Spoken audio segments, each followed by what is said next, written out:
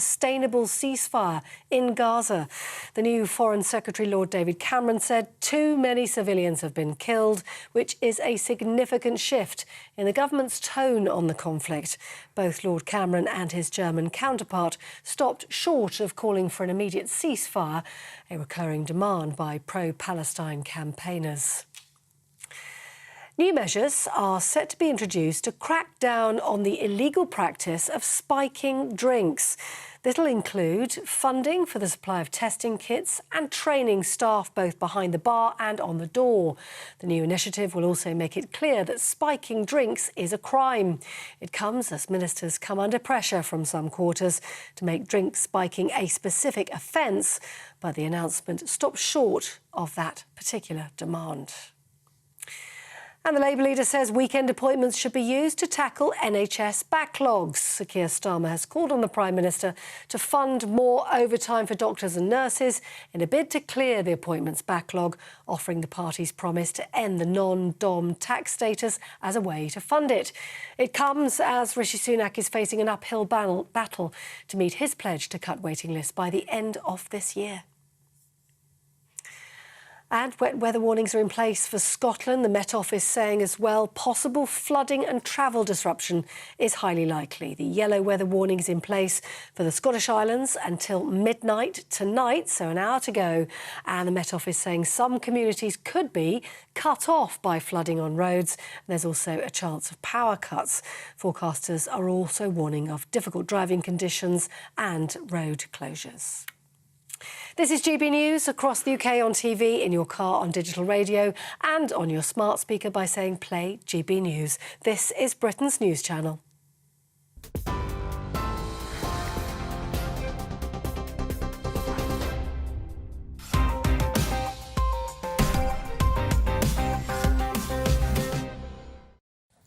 Hello and welcome to Headliners, your first look at the next day's papers with 3 comedians. I'm one of them, I'm Leo Kirsten. Tonight, Ofcom will be delighted because we've got both sides of the political spectrum represented, with the rabid Marxism of Josh Howie and the sensible fascism of Nick Dixon. How are you both doing? Good, mate. Yeah, I like your jacket. Yeah, I like your jacket. It looks like mine, but a bit newer. Yeah. I went for the sale a year later. Right, yeah. Well, if you want to know what it's going to look like in about 6 months, this is it. This is it. Very nice. Hasn't been dry cleaned once. Nick, you're looking very cool there. Yeah, I just want to say I went out last night, but I'm fine. I just want to make that totally clear. And I'm a professional, it won't affect me. Got something on your... Oh, sorry. It's on your nose. How would you imply that, Josh? That's terrible. I'm totally anti-drug. Don't do drugs, kids. I meant I had some drinks, that's all. Right. Yeah, you had some tequila. Oh, yeah. Left there, yeah. OK, well, let's have a look at those front pages. The Daily Mail leads with Esther wages war on woke. The Express has Britain will smash small boat gangs. The Guardian has Michelle Mone admits lying to media over links to firm in PPE deals scandal. The Times has 3,000 ward admissions a day linked to obesity. The iNews has I lied about COVID deal but have done nothing wrong. I mean, lying is a bit wrong. The Daily Star has all I want for Christmas is snooze. And those were your front pages.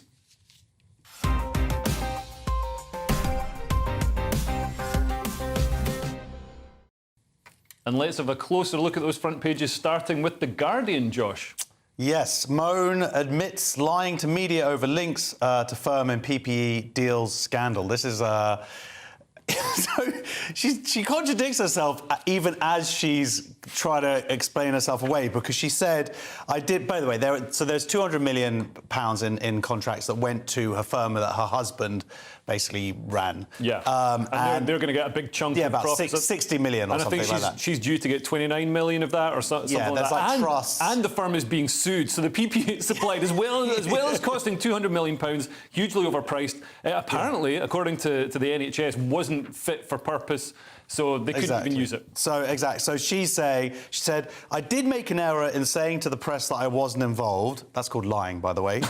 Then she said, but I wasn't trying to pull the wool over anyone's eyes.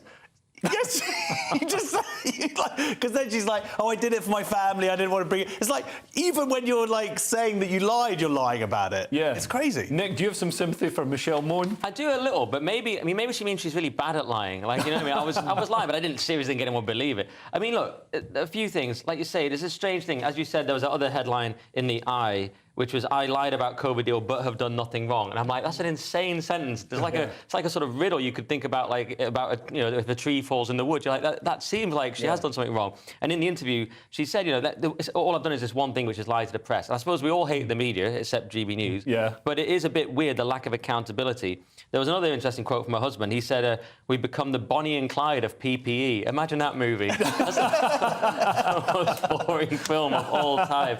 But since you ask if I have some sympathy, because I'm a nice guy, I do have a little bit of sympathy. She said she has over 700 threats for people like acid attacks, people saying they're going to... Threats of acid will burn your house down. Obviously, she's done something wrong, but I do think people get really silly now online and things when they with their ridiculous outpouring of hatred. Yeah. You know, she shouldn't have people wanting to burn a house down because of something like this. Or one of her houses. I mean, she's probably got a lot if she's made that much money from PPE. Whatnot. I mean, she's got a lingerie company. Do you think she should bring out a range of pants that are literally on fire? Good idea. Good, yes, very nice. Joke there. Yeah, I like it. But there is something else on the front page of The Guardian here. Just drug to halt menopausal flushes approved in the UK. That is it says it's game-changing, and it's going to improve quality of life for women and for their partners. In particular, the partners. Moving on to the Daily Mail now. Nick, what have they got in the front cover? So it's our old friend Esther McVey, who, of course, left GB News to take on this new role, and it's Esther wages war on woke. And she's the Minister for Common Sense, and this is her first major intervention. And it's good because she's saying she's going to basically crack down on public cash being wasted on equality consultants while people are struggling with the cost of living. I know it's a big thing for you. Like, we've got this diversity, inclusion, equality nonsense. Meanwhile, everyone's struggling with the cost of living. She's going to back civil servants to get on with their jobs instead of hand-wringing about constantly making mistakes. And so I hope she can do it. I mean, the whole thing is common sense over political correctness. I hope she can do it, although I'm a bit sceptical because I've listened to Dominic Cummings talk about the nightmare of the civil service and the bureaucratic nightmare, how the head of department can only fire 3 people, and the only other person that can fire them is the Prime Minister, and it's just a logistical nightmare. So even if you really want to reform, it's incredibly difficult to actually do it, but obviously I wish her luck. Unless we get a Javier Milei type figure who comes in and just slashes everything. Afuera! And yeah, the diversity, equity and inclusion racket that's infiltrated every part of not just the public sector, but also the private sector. I mean, it's not just costing us lots of money, but it's also a drag on the efficient, smooth running of these businesses, because instead of, you know, like Aviva, for example, they can't hire white men anymore. They have to run it past all these, run it past the CEO, and, you know, they've got to get through over all these hoops before you do that. It's harming in multiple ways.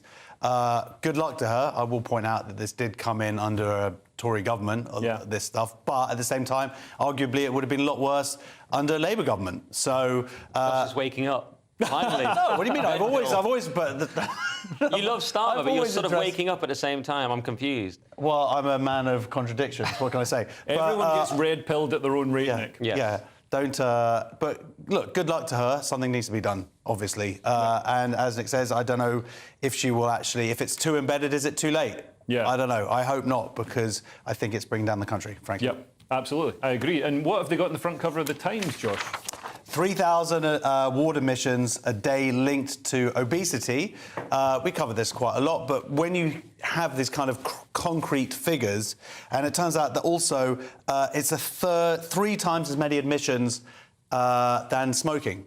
Wow. Yeah, and you think the publicity that anti-smoking gets, the drive to anti-smoke, that's all, I'm not complaining about that, that's all great stuff. I hate smoking, but there's nothing like, so far, that the push to sort people's diets out. And there's a cynical part of me going, eat less and whatever. But the reality is, the food that's provided is terrible. We have to... Yes, eat less of it. Surely it's going to be easy to eat less of it if it's so bad. Well, it's not that it's bad. It's that, in fact, it's delicious. That's the problem. Well, it sounds Make good then. food less delicious. The problem, it's made... Look, something needs to be done, because it's, again, costing the economy a lot. It's costing people's lives a lot. And I know you guys are not fans of the nanny state, but I think something more extreme needs to be done, literally to save people's lives. Well, yeah, Nick, I'm all right with the nanny state as long as it's very right-wing. Go on.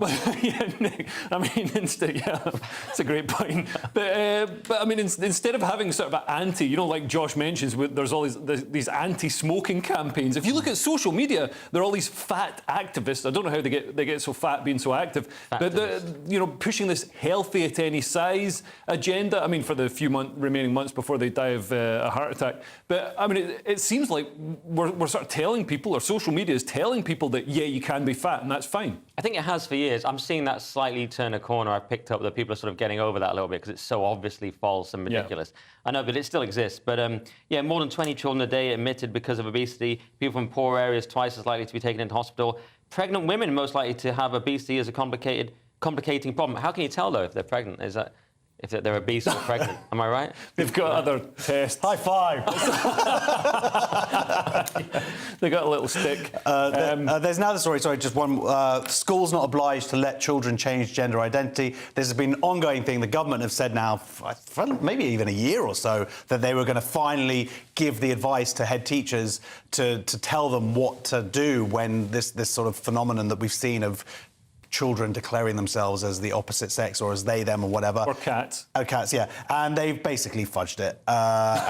It's essentially the gist of it, because that's as strong as they're willing to go. Like, it was before, like, the advice being given by organisations like Stonewall there was a legal obligation. And also they would say there are safeguarding issues that you shouldn't tell the parents. So now the government is saying, no, absolutely, parents should know, except for I think it's that safeguarding issue is keeping Stonewall away from children and letting parents raise their children. Finally, we've got the Mirror with a not very Christmassy story, Nick. Well, in one sense it is, because it's reindeer. But yeah, it's reindeer horror. Brit Firm is offering trips to slaughter the animals. Then, unfortunately, above you've got a picture of Jamie's festive feast. And he's holding out a big bowl of hard-to-define food, which, you know, I'm not saying he's slaughtering reindeer. You can see it there. Yeah. But I'm saying, you know, we've got to ask, it is the kind of thing he'd do. So, yeah, this is Hendry, Ramsey and Waters. And they're a business that's saying, look, we're offering moose and trophy reindeer hunting in the northeastern part of Norway, which some people are arguing, as you say, is not that Christmassy. And I know you're in favour of it. I saw one picture of that image, and I thought, one look at that image, I thought Leo will like this in some weird way. You know what? I love eating meat, and it's interesting. They've got a picture of Jamie next to a turkey. Apparently, it's OK to kill turkeys, but you're not allowed to kill reindeer. It's OK to kill cows, OK to kill pigs, but you're not allowed to go and kill deer. It doesn't make any sense. They're cute and associated with Santa. Yeah, I mean, I guess that's the thing. But you can't kill the elves either. I mean, you're not killing them in the sky while they're pulling the sleigh. The presents are still going. They're going out. Sniper, that would be frowned upon. Well, they're going out to Norway to do it. Number one, first of all, I'm shocked that the Mirror has chosen this as their front page. Like, this is the biggest story: is a bunch of rich people going to Norway. Yeah. I don't agree with this necessarily. I think that they should be able to do it with their bare hands. Yeah, that would be then it's acceptable. Man versus reindeer. If you can break the neck. Yeah, well, yeah, because they say they're defenceless in this article, and it's like, look at the big knives, the big bone knives on its head called antlers. Yeah, maybe a sword. Maybe if it's like you, and if it's a sword and the antlers, and you can sharpen up the antlers. You should pitch it. Maybe we can get it onto Sundays on GBNews. Anyway, that's it for part one. But coming up, we've got Eddie Izzard rejected, Rishi getting his chopper out, and how do you make Michelle moan? Ask her to tell the truth. We'll see you in a couple of minutes.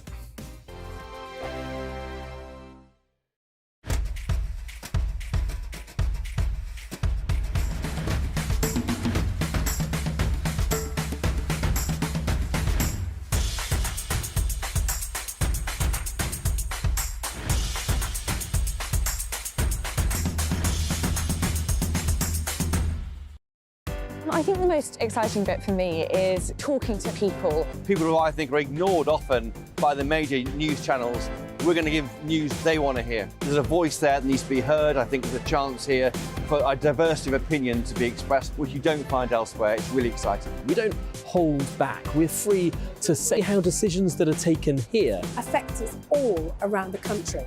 Only on GBNews, the People's Channel, Britain's news channel. There's only three people you can trust in life: your doctor, your lawyer, and your nana. I'm not sure. So join me, Nana Aquia, at 3 p.m. every Saturday and Sunday, where we discuss the biggest topics of the weekend. Be ready for battle. Could you be quiet? What is this? It's my new teeth. It's your new teeth. I don't bite. Well, not without a good reason. Always honest, always fun. Every weekend at 3 p.m. on GB News, the People's Channel, Britain's news channel. I'm Michelle Dewberry, and I'm not here to tell you what to think. I'd much rather hear what you have to say. So, send in your opinions to gbviews@gbnews.com. Keep them clean, and you never know, I might read them out. With my panel here on Jubes & Co, we debate, we get stuck into the issues of the day on a show where all views are welcome, especially yours. GB News, the People's Channel, Britain's news channel. Join us every night on GB News at 11 p.m. for Headliners, which is 3 top comedians going through the next day's news stories, which is exactly what you need, because when the establishment has gone crazy, you need some craziness to make sense of it. Headliners. You don't have to bother reading the newspaper. We've got it covered for you. Every night at 11 p.m. and repeated every morning at 5 a.m. We won't send you to sleep like some of the other paper review shows out there. So join us 11 p.m. every night on GB News. The People's Channel, Britain's news channel. Who is it? We're here for the show. Welcome to the Dinosaur Hour with me, John Cleese. I was married to a therapist. And you survived? I thought we were getting Hugh Laurie. Second best. You interviewed Saddam Hussein. What's that like? I was terrified. I'm playing strip poker with these three. Ah! No, thank you. My CDs need to be put in alphabetical order. Are you going to be problematic again? The Dinosaur Hour. Sundays on GB News.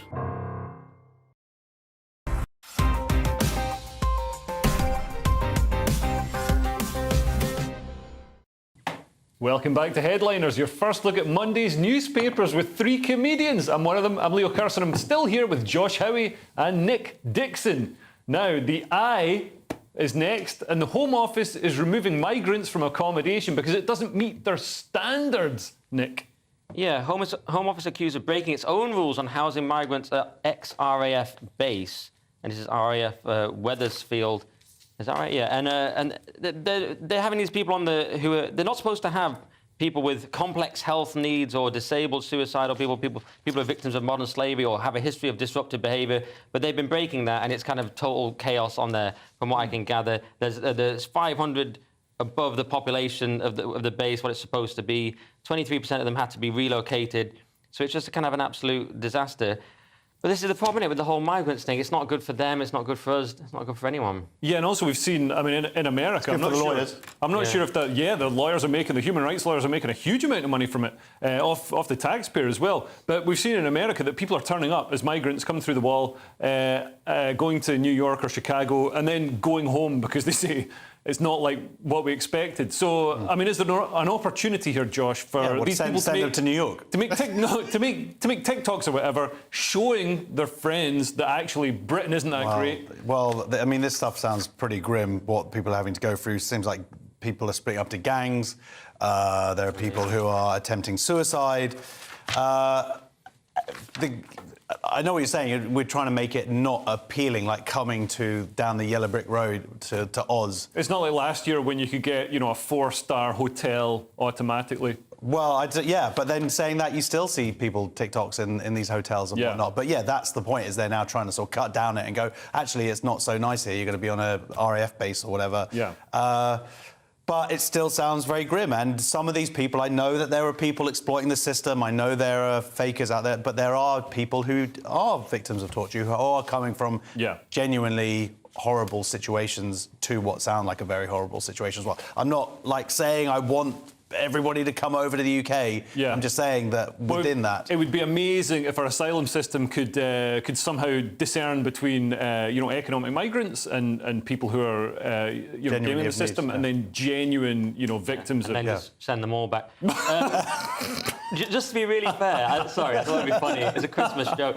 Just to be really boring and get the balance, the Home Office have said we continue to meet our legal obligations to provide accommodation for asylum seekers who would otherwise be destitute. And a spokesperson for Essex Police says the number of call callouts to the site has been very low, with no serious incidents, and the majority of these being handled by on-site security. So maybe it's all fine. Yeah, yeah, that's a different perspective. Well, we've got The Guardian now, and the BBC have revealed their leftist bias by referring to our Prime Minister as far-right. I wish, Josh.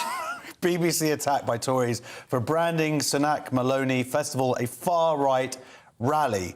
So, and this is, by the way, the same organisation who refer to terrorists, to Hamas as just great guys. Centrists. Yeah, exactly. So this is a festival that has been a 4-day event in Italy, hosted by Giorgia Meloni, who is their Prime Minister, the Italian Prime Minister.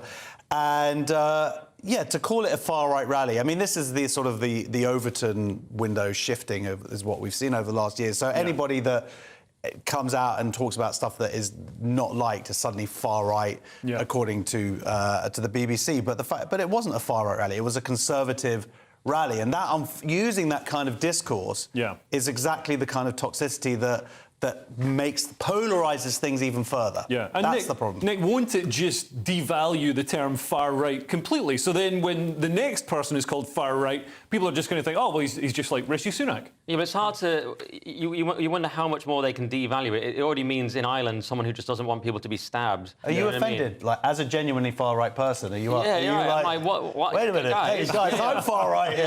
No, it's ridiculous. I mean, look. Just to give you an idea, I looked around at this article and everyone was going far right. Pink News just used right wing. So Pink News is less extreme than the BBC. Wow. And even the FT said far right. And it's very silly because Meloni is centre right. You know, she's not that far right at all. Yes, there was the origins of her party, which were in fascism, which people have noted, but of course it's a very different party now. And she gets on with Sunak. She hasn't met her promises on immigration, so that's probably why. But do you know what I mean? Like, if she's come in, she's even more moderate than people thought she was going to be. Italy tends to describe her as centre-right. Very silly. Elon Musk, as we'll talk about later, is at the same festival, so I suppose he's far-right now as well. The BBC just not helping itself, especially with the fact they refuse to call Hamas terrorists. It's just dooming itself, being this silly. And the word rally as well. There's far-right, and then there's the word rally. It's not a rally, is it? Yeah. They're not, like, banging drums or something. It's just like a sort of conference. Yeah, it's disgusting. The BBC are calling about 70% of the population far-right, and yet demanding that those people pay the BBC. It's ridiculous. Well, we've got the Daily Mail now, and for the second time, Eddie Izzard has been knocked back from the Labour Party, despite transitioning from Sheffield to Brighton. Funny, yeah. Eddie Izzard loses bid to be Labour's candidate for Brighton Pavilion at next general election. The trans comedian's second failed attempt to stand as MP. So it's Susie Eddie Izzard, of course, now, has failed in her bid, according to the Mail. So the Mail completely losing the argument by using these ridiculous pronouns. Obviously, Eddie Izzard is a man, as we all know. But people seem to have had a bit of enough of this kind of thing. See, trans people just sort of go about their business, but I think people have had a bit of enough of what they see as the kind of ostentatious use of it. You know, no one really thinks Eddie Izzard is a woman. They're concerned that he's trying to use women's spaces, and I think there's a lot of backlash against that, and people just don't like it. He's not even trying to use him. There's video footage. There's footage of him going into a female toilet, and there was some teenage girls in there. I'm sorry. He's physically a man. And it's wrong. He should not be in the ladies' toilet, certainly with teenagers in. Even if he isn't a threat, he's creating a precedent that, predators could then exploit. Yeah. And there was this thing about him being on an all-women shortlist, which Rosie Duffield, of course, objected to. And there's just a fundamental thing that if someone is prepared to sort of play that loose with reality, do you really want them as a politician? Well, no, people are saying. Well, he's talked about cats talking in the past. That was his material. But yes, so this is his second attempt. But the thing about Eddie Izzard is she just does not give up.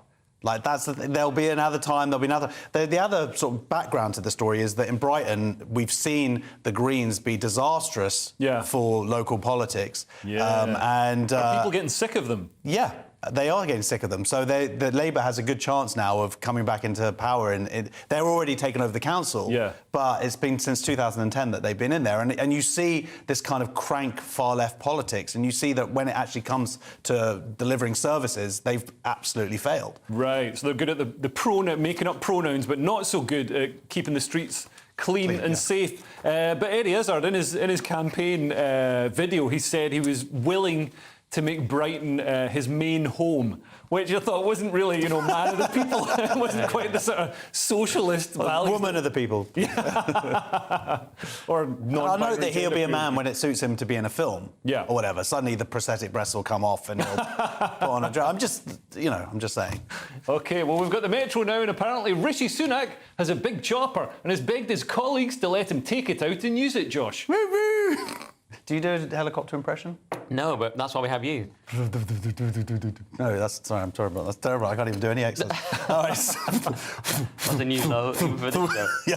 Sunak personally intervened to keep his 400,000 VIP helicopter contract. So... 40 million. 40 million, sorry. 40, but... I mean, come on, this is a ridiculous headline because the helicopters cost 40 million. The contract itself is not worth 40 million or anything. But there are criticisms that he is supposedly train shy. I'd never heard of this. This is a psychological condition. I think train shy. Yeah, I'm limo shy. I didn't know you could get like diagnosed as something like train shy and then demand the NHS provides you with a private helicopter. But they're like, oh, he'll go to say Southampton or whatever. That's a 2 hour. But basically, if it's the use of his time, and if it takes 20 minutes to Southampton that way, or a 2 to 3 hour drive. But Nick, wouldn't it be better as a drive because then he can take phone calls? Phone calls are notoriously difficult to do in a helicopter.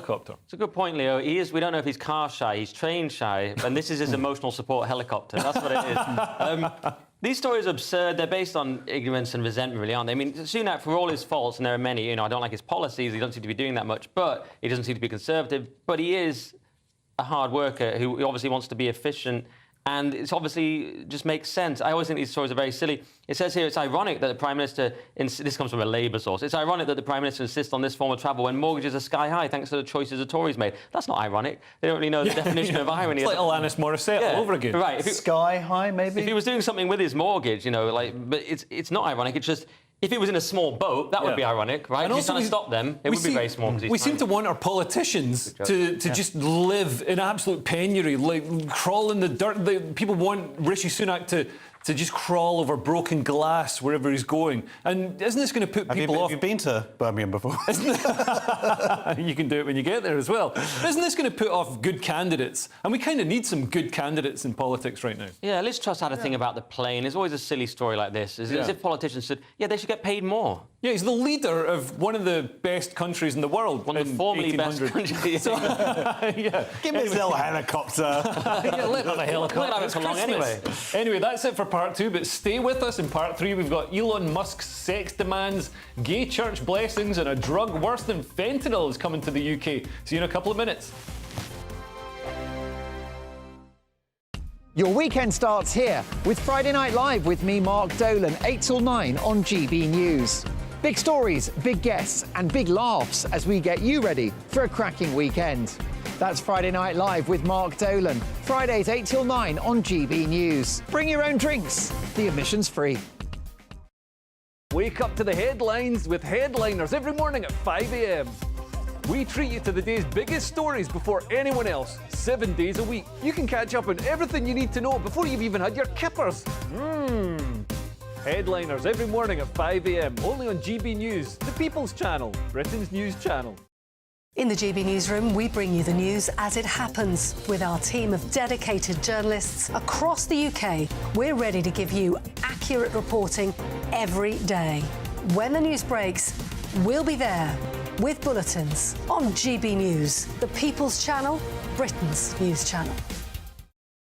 Big news, big debates, big opinion. Patrick Christie's Tonight is the week's biggest show. Every weekday, 9 to 11 p.m, we've got the inside track on the day's top stories. There'll be sharp takes you won't get anywhere else. We will set the news agenda, not just follow it, and I want to bring you along for the ride. Whatever it is, we'll have our finger on the pulse. It's news, but it's this close to entertainment. Patrick Christie's Tonight, 9 to 11 p.m, only on GB News, the People's Channel, Britain's news channel. Good afternoon, Britain. Good afternoon, Britain. Join us, Tom and Emily, To find out what's happening in the heart of Westminster. and why it matters to you. Weekdays from midday, we bring you the most compelling stories from across the United Kingdom. And from your doorstep to our inbox, That's right, we want to hear from you. GB News. Britain's news channel. GB News, unlike other broadcasters, isn't obsessed with the London-Westminster bubble. We think there's a nation beyond the M25, and that's why we talk about the issues that matter across the land. Join me on State of the Nation, 8 to 9 o'clock, Monday to Thursday, on GB News. Daisy's listening, and you should too. I'm Andrew Doyle. Join me at 7 o'clock every Sunday night for Free Speech Nation, the show where I tackle the week's biggest stories in politics and current affairs with the help of my 2 comedian panellists and a variety of special guests. Free Speech Nation, Sunday nights from 7 on GB News, the People's Channel, Britain's news channel. Tired of the usual focus-tested, pre-prepared Westminster runaround? Well, so am I. So you want higher taxes? Is your department to blame for this? Are you rethinking this policy? Every Sunday at 9:30, I'll be sitting down with those in power to get the truth about the issues affecting you. Let's be honest, we've known about the cost pressures of this project for years, not months. That's the Camilla Tominey Show, a politics show with personality. On GB News, the People's Channel, Britain's news channel.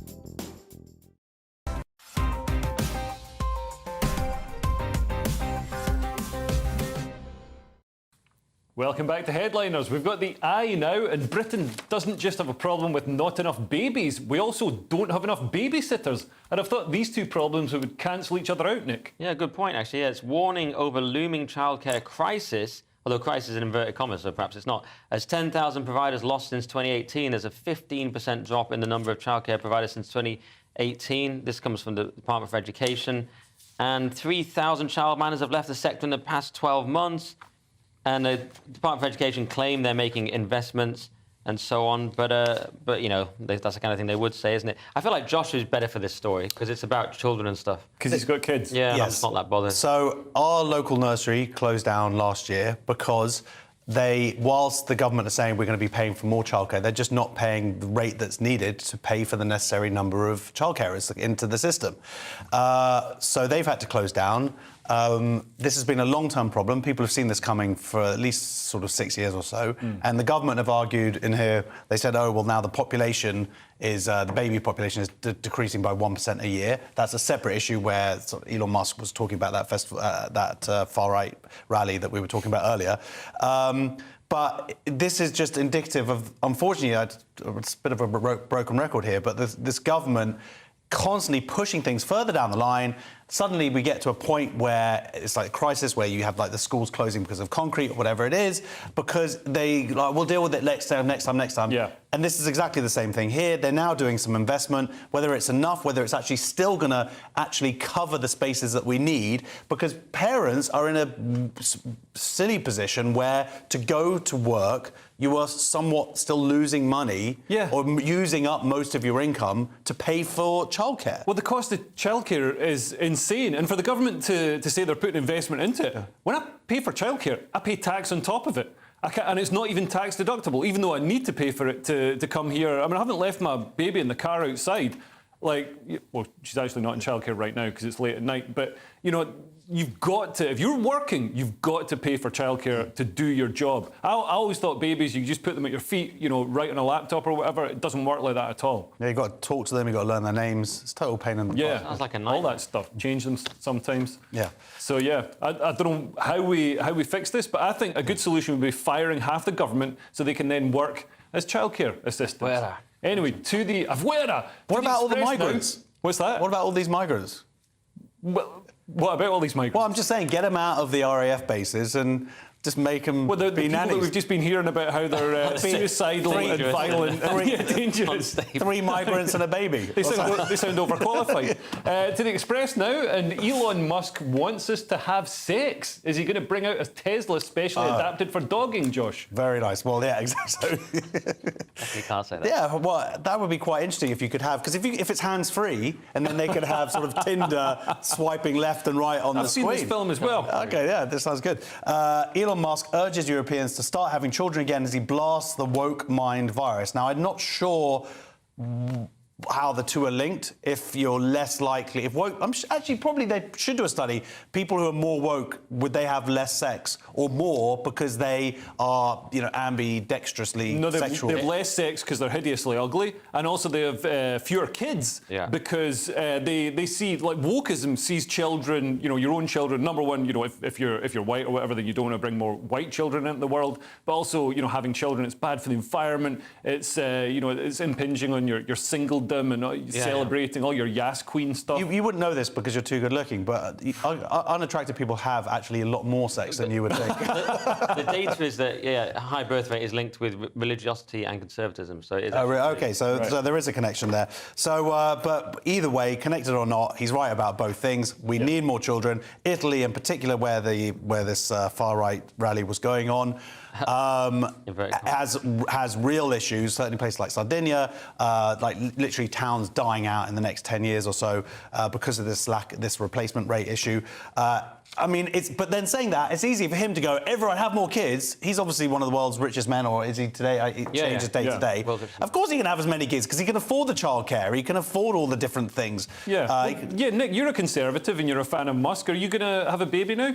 No, I advocate people doing it, just not me. I live like a selfish liberal. But this is what the Atragi, I don't know how to say the name, but it basically means warrior. And it's this thing that Maloney actually started. As we said, the BBC called it far right, which is kind of hilarious that Musk was there saying we should increase legal immigration. That's how far right it was. He wants legal immigration up, but illegal immigration to end. Right. The other big thing he said is that please don't import the woke mind virus. He always says woke mind virus. He said please don't import it from America. It leads to diabetes. It's a bit late for that. I know, because Europe doesn't have it quite as bad. Really? I think so, probably. It's worse in America than it is here. No, his argument was in Europe. The guy interviewing him said it's coming to Europe. He said, please don't import it. Because I think in places like France, it hasn't quite penetrated in the same way. Anyway, he said it causes divisive identity politics, as we know, amplifies racism and sexism, makes people hate each other and themselves. But the other thing that came up was the advertisers who are coming back to X, and I find that really interesting that I read a long post on this the other day.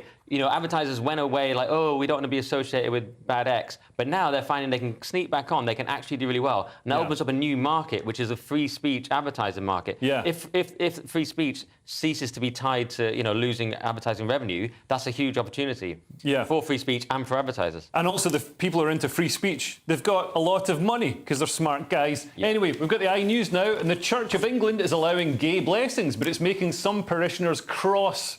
Nick, get it cross. Cross, like a cross. Church. I got it. Yeah. Jesus, that was a good joke. Nailed it. We don't take the Lord's name in vain on here. But this is I used to do that nailed it joke. You've stolen that from my old stand-up set. Doesn't matter. I think there's a few comedians who could say I stole it. First Church of England blessings for same-sex couples take place after reforms. So it's not legislative change, but it's just a voluntary thing that they can do if they want to. It's a voluntary decision for clergy to do, so they can sort of bless the couple. When you look into what it actually means, it's a sort of load of New Age rubbish, really. It's like, you're blessed by God with you as their companion in the dark, where they can rejoice and hope in sustaining their love for all the days of their lives. So it's a kind of New Agey, woke Church of England thing they're doing now. And you don't want to say too much about it because you just get hated, and it's a kind of losing issue. So I'm just going to stop talking. You must be used to being hated. Well, it's basically the Church of England. What's the point of the Church of England if it does all this sort of stuff? I sort of agree with Danny Kruger when he got hammered at the NatCon festival, not drunk. He was attacked for saying that we need to support the normative family. And I say that even if I'm not part of it, like I'm single, I don't have a normative family in that sense. But we have to base society around the family. I think the Church has to just be pro. But you can be lesbian or gay and still be a family. Well, you can be a family, but it's about what society should be based on. I think it probably has to be based. Doesn't mean you hate people or exclude them from the world, including me. I'm not part of it either. But surely the things have to be based on the sort of so-called, what he called the normative family. So otherwise, how are we going to... But there's a difference between being based on it and then excluding anything else that doesn't fit within that model. Yeah. I spoke to Andy Doyle about this on the podcast. He sort of semi-agreed with me as well. I'm not sure if I'm misrepresenting his point here, but I'm just trying to... What are you trying... I'm trying to shoehorn in because he's gay. And you'll just attack me on that. That's why I couldn't be bothered with addressing the issue. As Peter Hitchens said years ago, all these issues are just used to attack conservatives and make them sound sort of like fusty idiots. Like the same-sex marriage thing, and they just lose the argument. So the argument's already lost. The Church of England's going to do what it's going to do. But also the argument would also be by making the church more inclusive, they're bringing people into a somewhat conservative moral environment two people being monogamous, being making their commitment to each other. These are good, these are conservative values, aren't they? Yeah. Well, whatever, do what you want. Whatever. It's not, Yes, I want it! I want that I can't be bothered because it's not one of my main issues, and I just think it's just a losing issue. OK, cool. The Telegraph now, and the identity of the British Eurovision entry has been revealed. I hope he likes hearing the words nil point, Josh. Well, I don't know, mate. This could be a big one. This could be the one that puts us back on top. I think it depends how the war in Ukraine goes. Oh, yes, of course, yeah, exactly. And also Israel, actually. Well, yeah, but no, there's no sympathy there, unfortunately. UK's Eurovision entrant vows to fly the flag in the gayest way possible. Now, Nick will be doing, we were talking earlier, Nick wants to do an impression of flying a flag in the gayest way possible. No, we didn't talk about that. Use the piece of paper. What could it possibly mean? Use the piece of paper. Stop forcing me to do a homophobic gesture. You were like, oh, he was dancing around the studio and he was like, I'm doing this in the gayest way possible. That's libelous, because that didn't happen. I can literally sue you for that. And but this is someone who seems to be somewhat talented. Ollie Alexander. He is he's won like a BAFTA award, or he's nominated for a BAFTA award. He's an actor as well. Is it? Yeah, you're right, but it was pretty good. He's got his own waxwork, and he's saying he's gonna smash it. And is this a sign that the Eurovision Song Contest is now becoming a credible outlet for proper stars? Well, it is in the rest of Europe. And we want to get closer to Europe. Joke. Please don't tweet me after this week. Yeah. Do you know what? This is ostensibly quite silly, but then you think about Sweden, you think it could actually be quite a brave gesture to do anything in a very gay way in parts of Sweden. You know what I mean? Oh, yeah. I don't want to say like the no-go zones or whatever they're supposed to be called, but if you know what I mean, there's certain parts of the demographic in Sweden not like keen on gays, I hear. So it could actually be quite a bold move in a way. Yeah. Anyway, good luck to him. Yeah, the Express now, and there are fears that deaths in the UK from fentanyl are literally shooting up, Josh. No, Nick. Sorry, I'll do this. I love fentanyl. From experience. Yeah, fears of fentanyl epidemic in UK as deaths soar in US. So the problem is heroin's running out. And so now they're getting fentanyl, which is 10 times more. And why is the heroin going? Well, because it comes from Afghanistan, but the Taliban clamped down on it and got a 90% cut down in production. Now, we should probably bring them in to tackle the fentanyl problem. We've probably got enough Taliban living here to tackle most of our most of them are in Barnet, so they could probably sort it out. Yeah, they're all getting council houses and exactly. Get them sorting the drug problem. But the problem is these potent synthetic opioids, which are much worse. Like the Met Police seized 150,000 nitazene tablets, which is so they're very, very bad. We all know from nicotine. Yeah, and we know from the tragic George Floyd death, he died of an overdose of fentanyl. So we know how bad it is. Yeah, I mean, it's a huge problem in America. Well done for bringing that in, Nick. It's a big story. Take a shot at home. but we know how big a problem it is. 75,000 have died this year in America. It hasn't come over here to that level. Yeah. But a lot of the fentanyl or these type of fake opioids or whatever, opioids are synthetic opioids. They're made in China. Yeah, they originate in China. Yeah, and so I mean, I don't know, but is there a bit of a revenge here for the old sort of opium wars? But I think it's just a Cold War. So they're using various methods to destabilise the West. So they've got TikTok, which is Chinese owned, that sows all these poisonous ideas, like take fentanyl, and turns our children into idiots. And then you've got fentanyl as well, which then, when they get to the teenage years, kills them. Yeah. So obviously this bad. What they haven't really said out here in what the story. What the story is how they're actually going to confront it. Right. They're sort of saying there's an early warning system and policy and legislative action, but. What are they really going to do about it? They're going to get the Taliban on it. That's what I think. You think so? Yeah, sticking with that. Yeah. Well, at least the money that's going to drug dealers isn't funding the Taliban anymore. It's funding China. That's part 3. In the final section, we've got Spaniards spitting in British beer, a North Korean holiday resort, and Suella gets pranked. You won't want to miss it.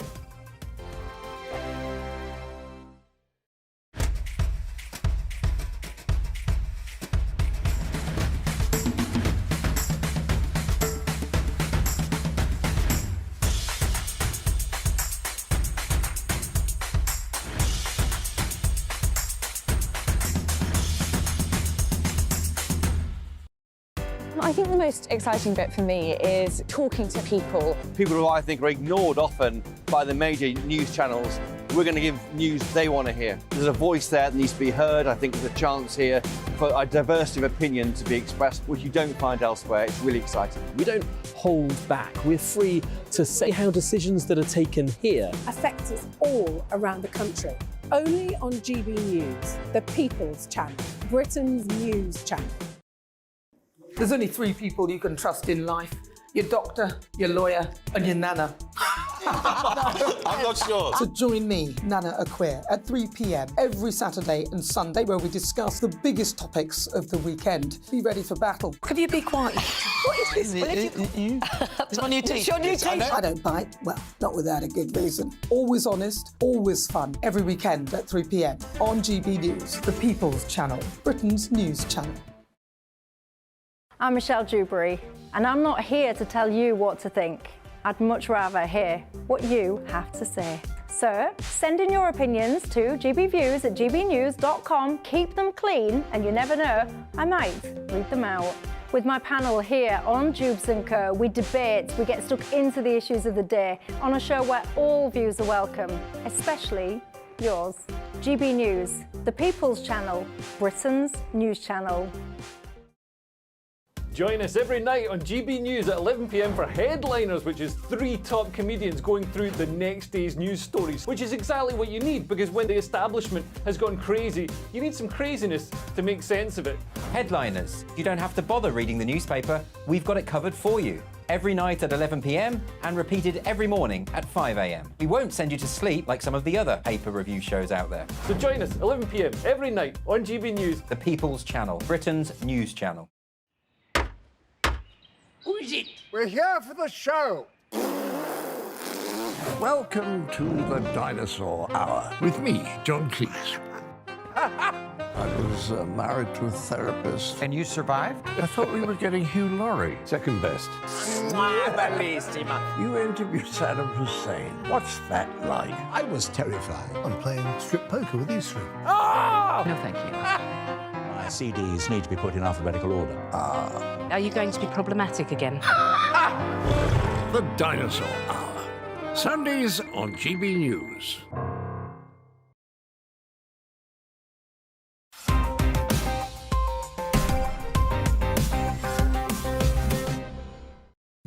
Welcome back to Headliners. We've got the sun now with the news that we can stay at a Kim Jong-un resort. It sounds fun, but I wouldn't want to be behind him at the buffet, Josh. Yeah, I mean, because can you imagine if you sort of reached around to try and get something from him? I'd never try to reach around with Really? You never? Fair enough. North Korea's Benidorm Beach Resort next to Kim Jong-un's mansion to open for the summer holidays, and Brits will be welcome. That's good. If we have fun, everybody. Bring sandwiches. It's a risky holiday, isn't it? I prefer. Call me a traditionalist. I prefer to come back for my holidays. Yeah. You know what I mean? I'm going to go to Afghanistan. I'm going Gaza this year. So yeah, they've been building it since 2019. I suspect it's more for a sort of Chinese audience. There are a lot of people going there because they want to see like old school, like this is how rubbish our country was. I think that's the gist of it. At the moment, though, supposedly it's all full of feces. Right, that's nice. Yeah, so they're going to get rid of that. Although, if you can get a discount, maybe that's the feces. Does your money go further in North Korea? Yeah, maybe. And what if we send the migrants there instead of Rwanda? Could that work? Is that set up a deal with North Korea?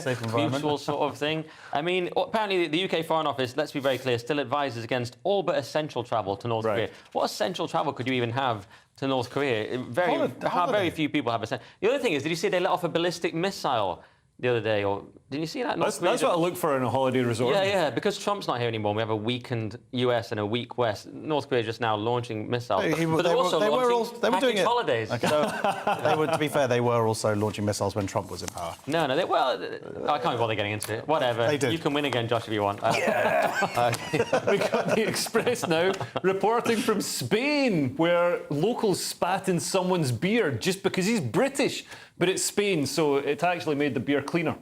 Yes, nice one. Nice one. Locals spit in Britain's beer as they rage against over-tourism in Spanish hotspot. This is in Barcelona. Barcelona. Yeah, thank you. And they're all people. They're doing things like spitting in drinks. And the other one is they're encouraging drunk visitors to jump off balconies. So that's completely normal. It's called balconing. They've got a whole name for it now. It's where you try and trick a British tourist into killing themselves. What? So, yeah, balconing. So this is a new thing. Even worse than spitting in the beer. It's slightly worse. And because they resent, can you imagine this, Leo? They resent the immigrant English people because they're increasing the price of rental homes for locals, adding to noise and disruption and all the things that Brits do on holiday. That's racist. Yeah, of course. But they're benefiting from it. But they're also annoyed about it. And I think that's okay. Let's all just stay in our own countries. It does make you think, though. There is something. People say, well, what if they come to England and then, aren't they hypocrites? Blah blah blah. They've been to New York and London and there. Look, I think this is the way the world's going, isn't it? It's going a bit more anti-movement in general across Europe. I tend to think. I'm not so sure. I mean, you get this in Scotland and, Cornwall as well. Like in Scotland, there's a settler watch that, because English people who move up there, again, they say they push up the price of the, you used to be able to get a house. With all our money. Used to get a house for exchange it for a couple of goats, and now we've got to use, this real folding money, and, Scottish people don't like that. Was that a Scottish accent? Weird how you can't do it as a Scottish person. That sound less Scottish. You're like, we've come up here and we've got Scottish. So they are, as Nick says, they're doing these ridiculous strategies. Like they're also saying that it's part of their tradition where you've got to get a bull to chase you and try and kill you down alleyways or whatever. They're lying. Who's going to fall for that one? We've got the Star now and some lefty comedians called Suella a naughty word. This is apparently the pinnacle of mainstream satire, Josh. Yeah, this is properly lame. Clueless Suella Braverman snared in some hashtags of the year prank as she launches small boat. So this is for the last leg, and this is lame and bullying. It's offensive in two levels because I'm not a massive fan. I know you're a big Suella Braverman fanboy, and that's all good, but I'm not a massive fan of hers. But this is just nasty. And worse than that, basically what they did was they arranged some fake boat launch, and then some sign dropped, and it said, "Hey, you've won D blah blah blah of the year." Well, it's not funny, and it's not clever, and it's not witty in any way, and it's bullying. And she came out, she used her free time to help support this local business, supposedly, and then, where's the cleverness? That's what annoys me in both levels. She came across far nicer than them. She's just, like you say, she's given up her time. She seems like a perfectly nice woman. They don't agree with her policies. And so because they think that they're in the right morally, they can just act with total impunity. So everything they do is just like bullying is hilarious. At least when Chris Morris did this kind of thing on Brass Eye, it was much funnier. And he'd have a go at any target. He would do politics, but he'd also do Gary Lineker. Would this lot attack Gary Lineker? Of course not. No, of course not, because he's in the establishment that they're protecting. Right. We'll just quickly sneak this one in. The Times now reporting on nobody in the UK having any friends. To tell you more, here's my work colleague Nick Dixon. How dare you? It's inside the group tackling the UK's friendship recession. It's the Lonely Girls Club, and it's it's an app or whatever where you can meet other lonely girls. I mean, it's just like any dating app, isn't it, really? But except it's girls meeting girls instead of dates. Some of them have boyfriends, but they don't have any friends. And it's kind of Zoomers, basically. They have too much anxiety to meet people because they're Generation Z and they're just ruined by the internet. And this app sounds like it's going to get clogged up with 45-year-old men who identify as 14-year-old girls pretty quickly. Yeah, well, that's a bit they don't mention there. But it's a sad... they're saying that certainly the people who went through COVID in particular. Well, the show is nearly over, so let's take another quick look at Monday's front pages. The Daily Mail leads with Esther wages war on woke. The Express has Britain will smash small boat gangs. The Guardian has Michelle Mone admits lying to media over links to firm in PPE deals scandal. The Times has 3,000 ward admissions a day linked to obesity. The iNews has I lied about COVID deal, but I have done nothing wrong. That's Michelle Mone again. And finally, the Daily Star has all I want for Christmas is snooze. And those were your front pages. And that's all we have time for. Thank you to my guests, Josh Howie and Nick Dixon. Nick and I will be back tomorrow at 11 p.m. with Andrew Doyle hosting the show. And if you're watching at 5 a.m, do stay tuned for breakfast. Good night. Looks like things are heating up. Boxed boilers, sponsors of weather on GB News. Hello there, good evening. I'm Jonathan Vautry here with your GB News weather forecast provided by the Met Office. There is plenty of weather to keep us occupied over the course of this coming week, and that starts off even on Sunday evening and night. This band of rain spreading its way across parts of Northern Ireland, Northern England, southwest Scotland, even into parts of Wales as well. The southeastern areas of England will hold on to a few clearer spells, and also in the northwest of Scotland we'll see some clear spells overnight that will allow temperatures to drop off down into mid-single figures or so. But where you are stuck underneath all that cloud and rain,